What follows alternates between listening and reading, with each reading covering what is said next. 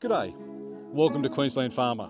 Well, after a couple of days ago we had 44 mils of rain.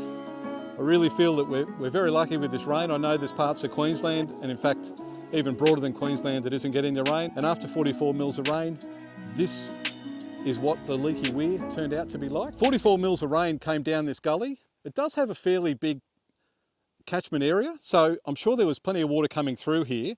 And certainly the Leaky Weir has moved back down a hill a little bit.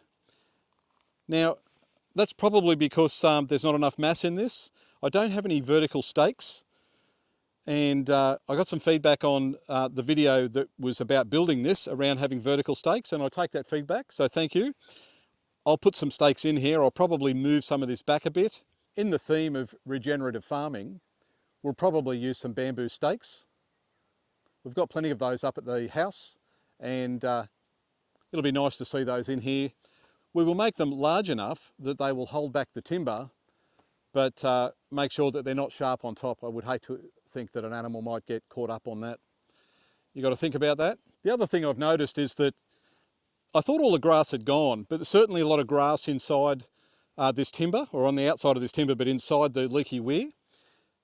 What has complicated this issue is, you may recall that video that I showed you that we had a fire inbound towards our property and we quickly moved the cattle out of the way. Well, where we moved them to was into this paddock, and there's nothing our cattle like more than chewing on freshly mown grass. So I think they've actually been down in here chewing on the grass that I actually put down here. That's a problem, but now it's recognised, and I might actually put up some exclusion fencing into here, or at least keep the cattle out of here while that grass is green.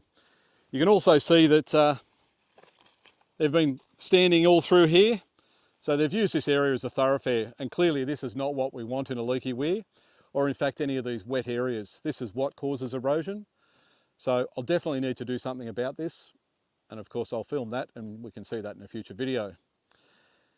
From here, as I said, I'm going to put some vertical stakes in place. Probably maybe up to half a dozen of them across there, just depending on how big they are. I might build this up a bit higher and give it a bit more width. And I guess we'll see from there how it goes with the next bit of rain. So I just wanted to show how effective even a Leaky Weir like this one is in terms of retaining moisture in the soil. So I just had a bit of a dig around here, and you can see that, yep, there's a little bit of wetness there, which is nice. Obviously the water, when it came through here, it shot off down there. And I'd just like to compare the difference to that. So over here on the other side, if you dig around in here, it is really, really wet. I mean, you can just see how much moisture is in that. Look at that. Look at that. You can actually see the water leak out of it. So these things work. It's absolutely worth you doing this sort of stuff on your farm if you want to retain some moisture in the soil.